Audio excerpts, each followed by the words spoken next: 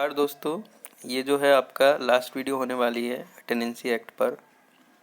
तो इसका टॉपिक है आपका rent authority, rent tribunal, there powers and appeal. देखिए, जो अभी टेनेंसी एक्ट 2021 का है, उसके द्वारा जो है अथॉरिटीज़ को इंट्रोड्यूस किया गया था। यही नयापन था, इसी वजह से जो है आपका जो है स्पीडी डिस्पोजल ऑफ केसेस के लिए आपका रेंट अथॉरिटी का इंट्रोडक्शन हुआ था। इसी वजह से आपका 2021 का अमेंडमेंट जो है लाया गया था। तो 2021 के संशोधन के पीछे यही अथॉरिटी थी। तो इसी चीज़ को हम आगे देखते हैं। क्वेश्चन में क्या पूछ रखा है। क्वेश्चन ये पूछ रखा है आपका, explain the constitution, power and functions of rent authority and rent tribunal.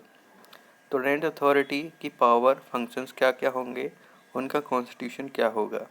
देखिए, दो तरह की रेंट अथॉरिटी इसमें दे रखी हैं। एक रेंट अथॉरिटी आपकी रेंट अथॉरिटी है, जो कि आप कह सकते हो उसको किराए का जो प्राधिकरण है वो है आपका। एक रेंट ट्रिब्यूनल है, यानी एक अधिकरण है, एक प्राधिकरण है। तो दो अथॉरिटीज़ में दे रखी हैं। तो आपका कॉन्स्टिट्यूशन ऑफ रेंट अथॉरिटी जो दे रखा है वो सेक्शन 30 में दे रखा है, और जो आपका रेंट ट्रिब्यूनल का कॉन्स्टिट्यूशन दे रखा है वो आपका 32 में दे रखा है। अब दोस्तों, जो सेक्शन 30 में ये कहता है कि जो डिस्ट्रिक्ट कलेक्टर हैं वो एक ऑफिसर को अपॉइंट करेंगे, और वो ऑफिसर जो आपका होना चाहिए वो एडिशनल डिस्ट्रिक्ट कलेक्टर से आपका निचली रैंक का नहीं होना चाहिए। वही आपका रेंट अथॉरिटी होंगी उस ज्यूरिसडिक्शन में। अब ज्यूरिसडिक्शन का मतलब क्या होता है कि पर्टिकुलर, मान लीजिए कोई भी आपकी तहसील है या कोई भी आपका डिस्ट्रिक्ट है, तो उस पर्टिकुलर डिस्ट्रिक्ट्स के एरिया में जितने भी ज्यूरिसडिक्शन में आपके जो रेंट के मैटर्स जाते हैं, उस रेंट के मैटर्स को आपका, उस ज्यूरिसडिक्शन मैटर को आपका एडिशनल कलेक्टर साहब देखेंगे, वो आपका रेंट अथॉरिटी होंगी। ठीक है। अब कॉन्स्टिट्यूशन ऑफ रेंट ट्रिब्यूनल, ठीक है, आपका जैसे रेंट ट्रिब्यूनल सेक्शन 32 में बताया गया है, ये डिस्ट्रिक्ट जज के द्वारा या तो खुद करेंगे वो, या कोई किसी व्यक्ति को वो नॉमिनेट कर देंगे जो जज साहब होंगे, डिस्ट्रिक्ट एडिशनल डिस्ट्रिक्ट जज होंगे, या आप जो है रेंट ट्रिब्यूनल की तरह आप काम करिएगा। ठीक है, तो वो रेंट ट्रिब्यूनल की तरह काम करेंगे। अब पावर्स क्या होती है रेंट अथॉरिटी, रेंट ट्रिब्यूनल की, तो वो जो सिविल कोर्ट की पावर होती है वही पावर होती है। पहले एक चीज़ आप ध्यान रखने योग्य बात है कि पावर तो सेम होती है आपकी सिविल कोड की तरह, क्या प्रोसीजर भी सेम होता है?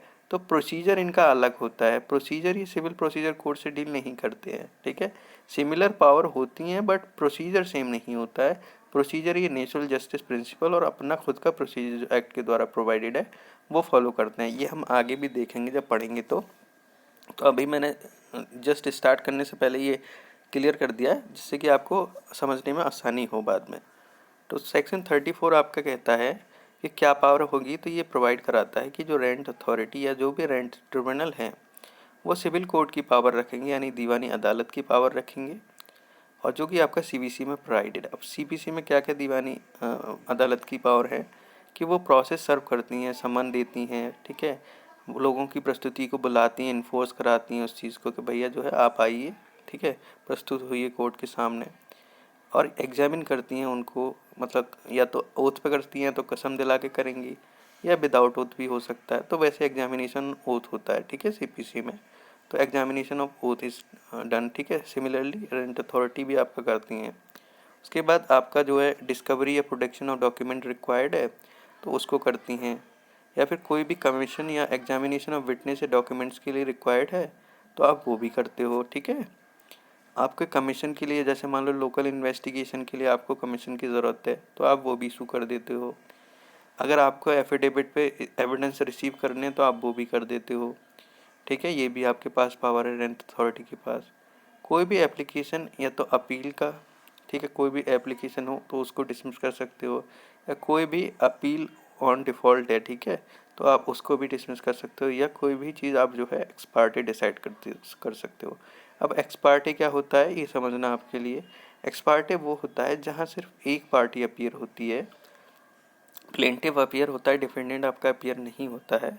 तो उस केस में जो है कोर्ट जो है एक्स पार्टी ऑर्डर पास कर देता है, जब एक पार्टी प्रोसीडिंग की आपका अपीयर हो। ठीक है, तो इसे एक्स पार्टी ऑर्डर बोलते हैं।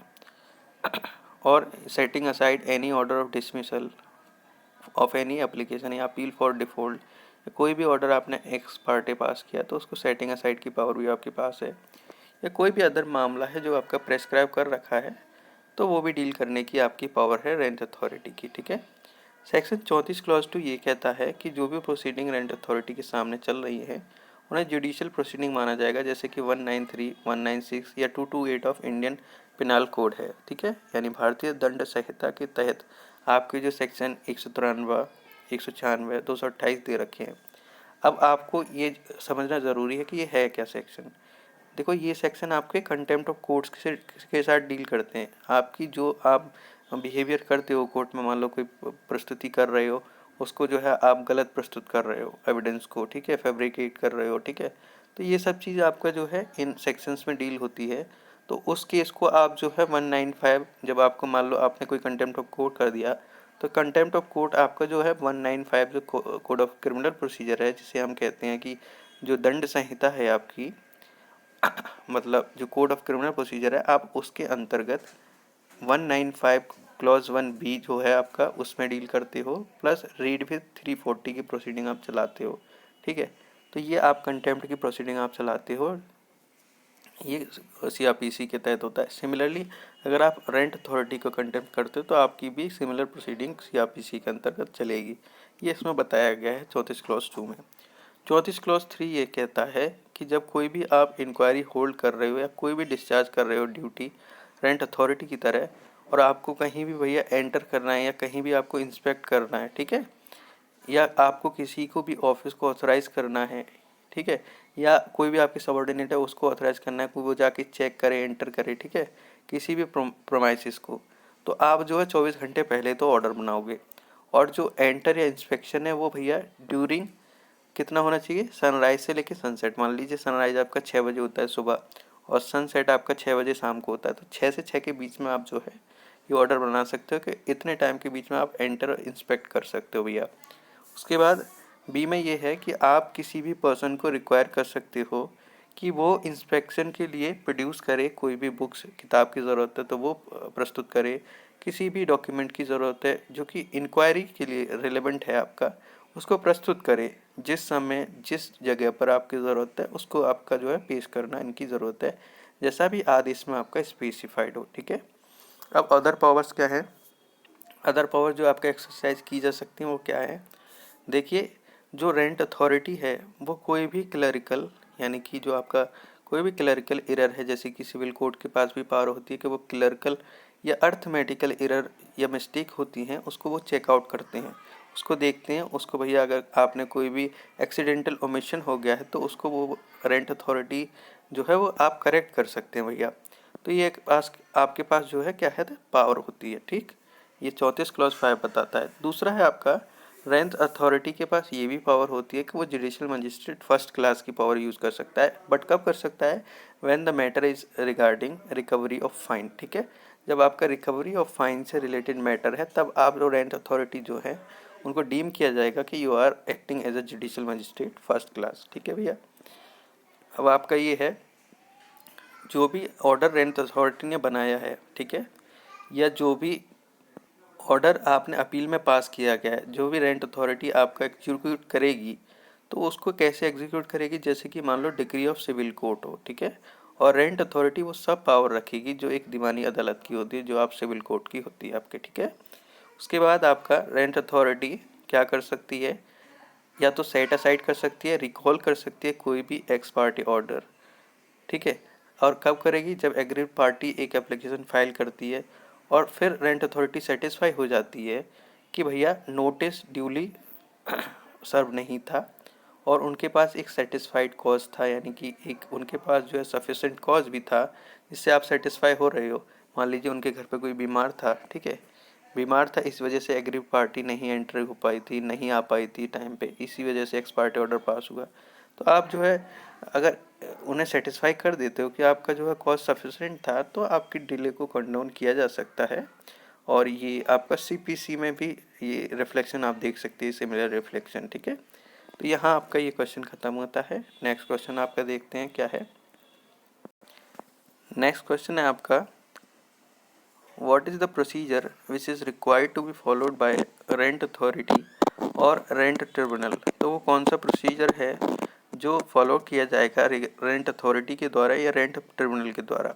तो आपको मैंने बताया कि रेंट ट्रिब्यूनल या रेंट अथॉरिटी का जो प्रोसीजर होता है वो सीपीसी वाला प्रोसीजर नहीं होता है, वो फॉलो नहीं करते, बट पावर सीपीसी वाली यूज़ करते हैं। They follow their own procedure provided by this particular act and they follow the natural justice principle. अब आपसे पूछ रहे what are natural justice principle, तो दो नेचुरल जस्टिस प्रिंसिपल होते हैं। फर्स्ट होता है आपका कि आप अपने केस में खुद जज नहीं बन सकते, यानी कि यू कैन नॉट बी जज in your own case. Second है आपको ऑडी अल्टरम पार्टम का यूज़ करना चाहिए, ठीक है। आपको ऑडी अल्टरम पार्टम मतलब कि दूसरे को सुनना चाहिए, अपॉर्चुनिटी ऑफ बीइंग हर्ड देनी चाहिए, ठीक है। Fair opportunity of being heard is to be given. ये आपके दो प्रिंसिपल्स होते हैं, इनको आपको फॉलो करना है और आपका जो प्रोसीजर दे रखा है वो फॉलो करना है। अब what procedure has been given वो देखते हैं हम, ठीक है। तो पहला है कि जब भी लैंडलॉर्ड या टेनेंट आपका फाइल करता है एप्लीकेशन या कोई भी अपील रेंट अथॉरिटी या रेंट ट्रिब्यूनल के पास, रेंट ट्रिब्यूनल के पास आपका क्या जाएगी, अपील जाएगी। तो आप वहाँ जाते हो तो आपका जो है आप डॉक्यूमेंट को एफिडेविट के साथ अकम्पनी करेंगे। डॉक्यूमेंट के साथ क्या करेंगे, एफिडेविट को अकम्पनी करेंगे, एफिडेविट उसमें लगाएंगे अगर कोई है तो, ठीक है। और रेंट अथॉरिटी या रेंट ट्रिब्यूनल फिर इशू करेगी नोटिस अपोजिट पार्टी पर कि वो भी अपने भैया जो है जो भी आप करना चाह रहे हो, जो भी आप आंसर में देना चाह रहे हो, तो वो आपको जो है बताएगी, ये कॉपीज़ भेजेगी एप्लीकेशन अपील की और एफिडेविट और डॉक्यूमेंट की, कि आप जो है मतलब उस नोटिस के साथ साथ ये डॉक्यूमेंट्स भी भेजेगी, ठीक है, दूसरी पार्टी को। अब दूसरी पार्टी को जब ये नोटिस पहुंच जाएगा तो नोटिस के यहाँ पे क्या करेगी दूसरी पार्टी, आंसर तैयार करेगी, रिप्लाई तैयार करेगी, ठीक है। और ठीक रिप्लाई तैयार करेगी तो रिप्लाई के साथ साथ एफिडेविट और उसकी डॉक्यूमेंट्स होगी अगर कोई है तो, और भैया जो है सर्व कर देगी उसकी कॉपी किसको, अपेलेंट को, वो सॉरी एप्लीकेंट को, जो भी एप्लीकेंट जिसने अपना पहले फाइल किया। आप तो रिस्पोंडेंट हैं, तो आप जो अपनी कॉपी या डॉक्यूमेंट फाइल कर रहे हो तो उसकी कॉपी भी आप एप्लीकेंट को देंगे। एप्लीकेंट फिर रीजॉइंडर फाइल कर सकता है अगर उसको कोई लगता है कि भैया पार्टी ज्वाइन करना रह गई या कुछ भी, तो ही में फाइल द रीजॉइंडर, ठीक है। After serving copy to the opposite party, तो जो एप्लीकेंट है वो दूसरी पार्टी को नोटिस सर्व करके, यानी कि जो कॉपी सर्व करके वो मतलब ये बता के कि भैया मैं रीजॉइंडर फाइल कर रहा हूँ, ठीक है। रेंट अथॉरिटी और रेंट ट्रिब्यूनल वो डेट ऑफ हियरिंग फिक्स कर देगी जब मामला हो जाएगा, एंड समरी इंक्वायरी होल्ड करेगी जैसा उसे नेसेसरी लगता है। अब समरी इंक्वायरी क्या होता है, for the time being inquiry जो होती है उन्हें समरी इंक्वायरी कहते हैं, ठीक है। अब टाइम लिमिट कितना दे रखा है डिस्पोजल का, तो टाइम लिमिट आपका दे रखा है, जो भी रेंट अथॉरिटी है या रेंट ट्रिब्यूनल है वो कोशिश करेंगी कि मामला जितना जल्दी हो सके 60 दिन के अंतर्गत आपका जो है ख़त्म हो जाए। 60 दिन यानी 60 डेज़ के अंतर्गत, जब से आपने एप्लीकेशन आया है या अपील आई है आपके सामने, ठीक है। अगर ये डिस्पोजल आपका 60 दिन में नहीं बन पाता है तो रेंट और अथॉरिटी या रेंट ट्रिब्यूनल जो है रीजन करेंगे रिकॉर्ड लिखित में कि वो क्यों आपका डिस्पोज नहीं कर पाई हैं, क्यों अपील या एप्लीकेशन को डिस्पोज नहीं कर पाई हैं इस समय में, यानी कि 60 दिन में क्यों नहीं कर पाई हैं, ठीक। उसके बाद 33 क्लॉज 7 आपका प्रोवाइड कराता है कि 33 क्लॉज 7 आपका प्रोवाइड कराता है कि इविक्शन से जो रिलेटेड एप्लीकेशंस होते हैं, जो 21 क्लॉज 2A में जैसे रेंट पे नहीं किया आपने, या B में आपने जो है कोई भी चार्जेस पे नहीं किए, या कोई भी E में आपका जो है रिपेयर्स हो रहे हैं, तो उससे रिलेटेड जो आपकी, या वाइस में जो आप जो है लैंड और टेनेंट का वैकेंट लैंड पे आप वो कराते हो, ठीक है। तो वो सारी चीज़ अगर डिस्प्यूट्स आपका एविक्शन से रिलेटेड है, कोई एप्लीकेशन फाइल करते हो, तो वो आपका 90 समय में डिसाइड होगा, 90 दिन में मतलब, ठीक है। कब से, जब से आपने एप्लीकेशन फाइल किया है रेंट अथॉरिटी के सामने। 33 क्लॉज 8 आपका प्रोवाइड कराता है कि रेंट अथॉरिटी जो डिसाइड करेगी हर एक एप्लीकेशन जो 21 क्लॉज 2C या D में है वो 30 डेज़ के अंतर्गत। तो आप 21 क्लॉज 2C और D को देखेंगे तो वो मामला बहुत तुच्छ किस्म का है, तो इसलिए इसका टाइम पीरियड 30 दिन दे रखा है कि आपका फाइलिंग ऑफ एप्लीकेशन के 30 दिन के अंतर्गत आप जो है मामले को डिस्पोज ऑफ कर देंगे। 21 क्लॉज C और जो है D में ये है रिलेटेड इविक्शन से ही, बस क्लॉजेज आपके डिफरेंट है, ठीक है। अब आपका एविडेंस क्या है, तो एविडेंस आपका जो है विटनेसेस के वो एफिडेविट पे दिए जाते हैं to save the precious time of the court, ठीक है। जब आपके एफिडेविट पे आप सबमिट करोगे तो भैया आप जो है सब चीज़ आप कर दोगे कि आपकी एडमिटेड फैक्ट ये है, आपके मतलब एफिडेविट में आप सब चीज़ मेंशन कर देते हो। तो आपका जो है precious time of court save होता है उससे, ठीक है। यही इसीलिए जो है रेंट अथॉरिटी का टाइम सेव हो और वो टाइम पे आपका डिस्पोज ऑफ कर पाए मामले को, इस वजह से इनको एफिडेविट पे सबमिट कराया गया है।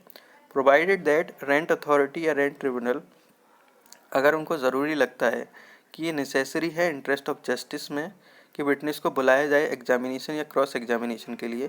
एफिडेविट तो आपने सबमिट कर दिया, एफिडेविट का काम ही होता है कि एग्जामिनेशन आपका नहीं होने की रिक्वायर है। लेकिन अगर उनको लगता है कि रिक्वायरमेंट इज़ नेसेसरी, ठीक है, आपको बुला के ज़रूर होनी चाहिए, आपका सिर्फ एफिडेविट से काम नहीं चलेगा, तो रेंट अथॉरिटी और रेंट ट्रिब्यूनल के पास ये स्वाभाविक है, उसके पास पावर है खुद की कि वो बुला सकते हैं आपको कि आपका एग्जामिनेशन होगा, क्रॉस एग्जामिनेशन होगा, और ऐसे विटनेस का अटेंडेंस आप जो है, जो भी आपके एग्जामिनेशन या क्रॉस एग्जामिनेशन प्रेजेंट हैं, तो उसको भैया आप जो है ऑर्डर दे सकते हैं कि आप आइए और प्रस्तुत होइए, ठीक है। अब सर्विस ऑफ समन देख लेते हैं। सर्विस ऑफ समन आपका 33 क्लॉज 4 में दे रखा है। तो इसमें ये है कि जो प्रोविज़न ऑफ सीपीसी है सर्विस ऑफ समन के, वही एप्लीकेबल होंगे, ठीक है। मुतातिस मुतांडिस होता है उसी प्रकार से, ठीक है।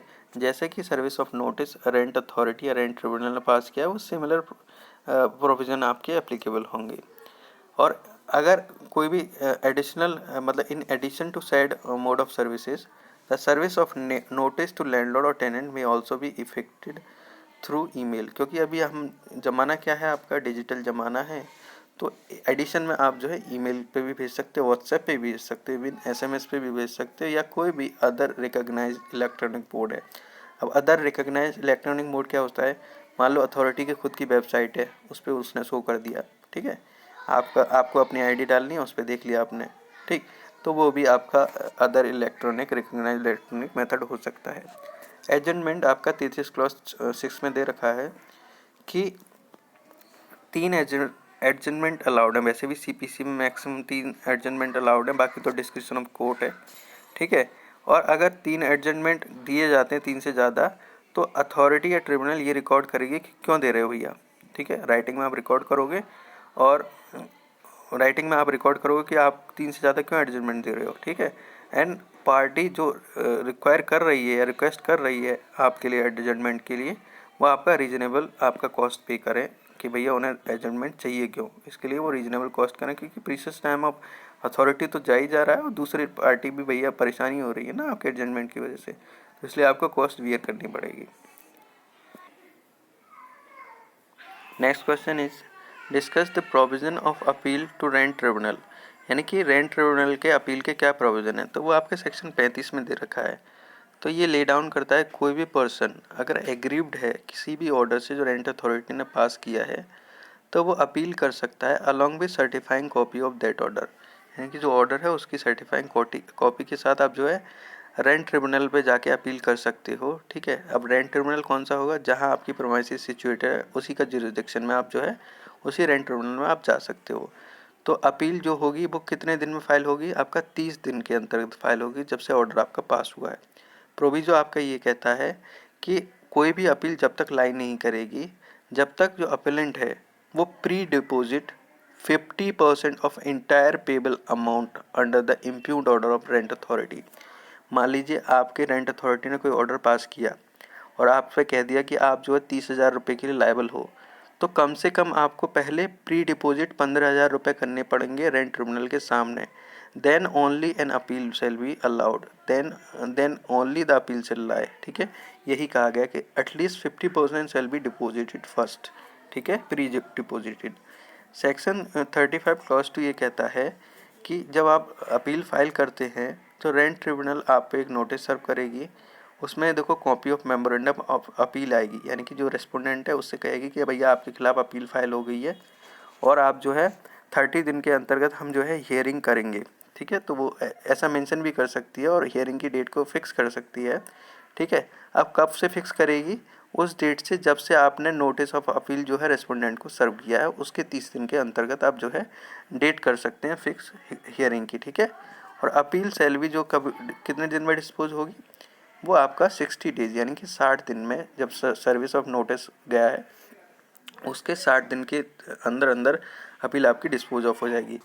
तो ये स्पीडी डिस्पोजल है, इसलिए ये आपका अमेंडमेंट आवश्यकता हुई क्योंकि यार 60 डेज कोई ज़्यादा बड़ा टाइम तो होता नहीं है और आपके डिस्प्यूट अच्छे से सॉल्व हो जाएंगे, इसलिए भैया ये जो है टेनेंसी एक्ट को लाया गया था। अब 35 क्लॉज 3 भी देख लेते हैं। ये आपका ले डाउन करता है कि अगर रेंट ट्रिब्यूनल को लगता है ज़रूरी कि जस्ट और प्रॉपर डिसीजन अगर केस में देना है, अराइव करना है, ठीक है, तो वो अपील वो अलाउ कर सकती है कि आप डॉक्यूमेंट फाइल करें किसी भी स्टेज ऑफ प्रोसीडिंग पे अपील में।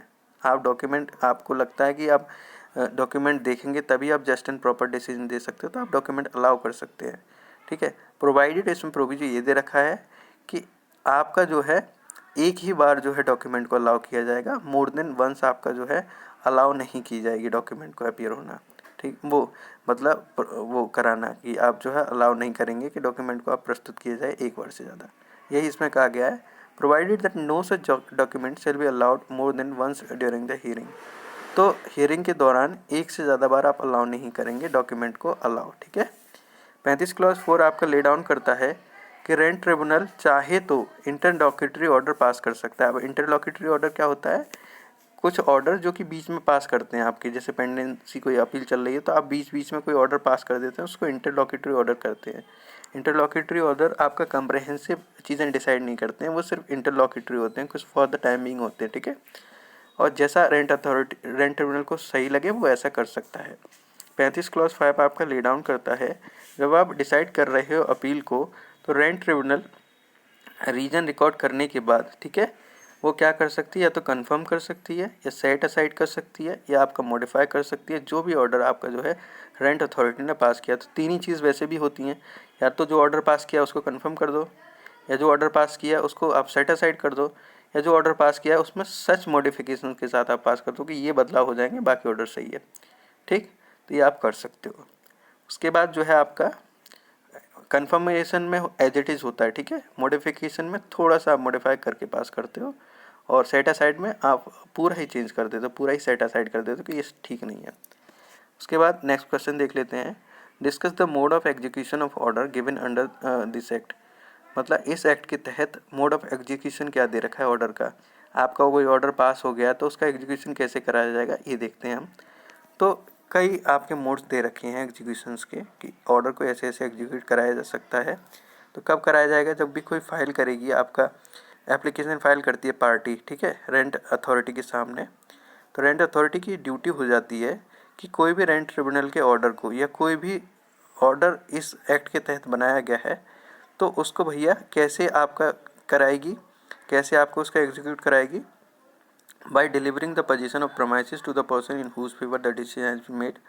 जिस पर्सन के फेवर में आपने डिसीजन बनाया है उसको आपका पोजीशन दिलवा दी जाए, ठीक है। बाकी अगर बैंक, अगर वो पोजीशन नहीं दे पा रहे हैं तो कोई भी बैंक अकाउंट है उसको अटैच करना, वन या मोर है तो अपोजिट पार्टी के, ठीक है। और उससे आपका जो है एग्जीक्यूशन ऑर्डर की जितनी भी अमाउंट है उसको रिकवर करना, या फिर कोई भी एडवोकेट अपॉइंट कर देना, या कोई भी कॉम्पिटेंट पर्सन जो कि क्या कहते हैं आपका रेंट अथॉरिटी को भी इंक्लूड करता है, कोई भी ऑफिसर्स हो रेंट अथॉरिटी का उसको भी इंक्लूड करता है, या कोई भी आपका स्थानीय आपका जो वो हो एडमिनिस्ट्रेशन हो, या कोई भी आपकी लोकल बॉडी हो, स्थानीय निकाय हो, तो उसको भी आप अपॉइंट कर सकते हो कि आप जो है एग्जीक्यूट करा दें ऑर्डर को, ठीक है। क्योंकि अगर आपसे पॉसिबल नहीं है तो आप ये भी कर सकते हैं, ठीक है, रेंट अथॉरिटी ये करवा सकती है। उसके बाद सैलरी या अलाउंस भी अपोजिट पार्टी का अटैच हो सकता है फॉर एग्जीक्यूटिंग द, मतलब जो ऑर्डर में आपकी जो भी दे रखी अमाउंट उसको एग्जीक्यूट कराने के लिए आप ये भी कर सकते हो, सैलरी अलाउंस कर सकते हो। या फिर कोई भी आपकी मूवेबल यानी चल या अचल संपत्ति जो अपोजिट पार्टी की है उसको भी आप अटैच या सील कर सकते हो, ठीक है। उसके बाद 36 क्लॉज 2 ये ले डाउन करता है कि रेंट अथॉरिटी हेल्प ले सकती है लोकल पुलिस की। अगर मान लो आप एग्जीक्यूशन ऑफ ऑर्डर्स को वो कर रहे हो, रोक रहे हो, ठीक है, आप जो है उसके ऑब्स्ट्रक्ट कर रहे हो ऑर्डर, मतलब ऑर्डर को एग्जीक्यूट करने नहीं दे रहे हो, तो रेंट अथॉरिटी हेल्प ले लेगी लोकल पुलिस की, ठीक है। तो अब जो है कब, मान लो प्रोविजन इसमें दे रखा है कि कब एप्लीकेंट जो है हेल्प नहीं लेगा, जब तक कि वो कॉस्ट नहीं पे कर देता। आपको पुलिस की हेल्प लेने से पहले कॉस्ट पे करनी पड़ेगी, जो भी रेंट अथॉरिटी डिसाइड करती है इस बिहाफ पे कि आप इतनी कॉस्ट पे कर दीजिए, तो हम जो है लोकल अथॉरिटी, लोकल पुलिस को भी आपका जो है इंगेज करा देंगे आपके ऑर्डर को एग्जीक्यूट कराने के लिए, ठीक। क्योंकि भैया वो मतलब यार एक डिसेंसी तो मेंटेन रहेगी एटलीस्ट, वरना तो हर एक काम में आप कह दो कि नहीं पुलिस से करवा दो सर, वो नहीं करवा पा रहे। तो उनका जो है इसी चीज़ के लिए कॉस्ट इम्पोज की जाती है। वो इसलिए नहीं की जाती है कि आप पे जो है एक्स्ट्रा बर्डन डालें, वो इसलिए कि आप जो है उस चीज़ का गलत फ़ायदा ना उठा लें, इसलिए वो कॉस्ट इम्पोज करी जाती है। ठीक है। 36 क्लॉज 3 आपका ये ले डाउन करता है कि रेंट अथॉरिटी जो है कंडक्ट करेगी क्या कोई भी एग्जीक्यूशन प्रोसीडिंग है, कोई भी ऑर्डर से रिलेटेड या कोई भी ऑर्डर जो कि आपका जो है खुद के ऑर्डर हो या तो रेंट अथॉरिटी का या कोई भी रेंट ट्रिब्यूनल का ऑर्डर हो, ठीक है, तो उसकी एग्जीक्यूशन प्रोसीडिंग को कंडक्ट करेगी। या फिर कोई भी ऑर्डर इस एक्ट के द्वारा आपका पास हो गया तो उसकी भी आपको जो है एग्जीक्यूशन प्रोसीडिंग आपका कौन कंडक्ट करेगा, रेंट अथॉरिटी करेगी। और किस मैनर में करेगी, समरी मैनर में करेगी। और वो जो समरी मैनर होगा, वो जो एप्लीकेशन होगा एग्जीक्यूशन का, वो कितने दिन में डिसाइडेड होगा, 30 डेज में डिसाइडेड होगा अपोजिट पार्टी को नोटिस देने के बाद। तो ये आपका कंप्लीट होता है। एग्जीक्यूशन आपका 36 में दे रखा है, 36 आपका कंप्लीट होता है। यहाँ आपका रेंट जो आपका UP regulation of urban premises tenancy act 2021 भी खत्म होता है। मतलब किताब के हिसाब से, परीक्षा मंथन की जो समर्थ अग्रवाल सर की बुक है उसके हिसाब से। तो आप कर लीजिएगा। धन्यवाद।